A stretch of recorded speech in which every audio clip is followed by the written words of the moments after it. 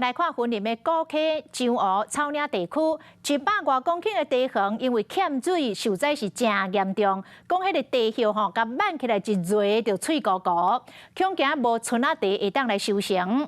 讲即届即个黄霜雨、梅雨，若阁落无够，可能连带嘛影响到冬仔地收成。在地立委特别邀请到相关的单位到草岭来会看到地叶的损失。 规片大块块地树用双手给烂，拢变作灰。到今年3月为止，台湾已经真久拢无落雨，欠水情形是较严重。高溪樟湖、草岭地区出现严重缺旱，和地园出现完全无法度收成的情形。咱讲实个，会使讲超3、4个月拢无落雨地园损失是。 算非常严重。金马会专家初步研判，灾情真严重，已经符合天然灾害现金救助标准。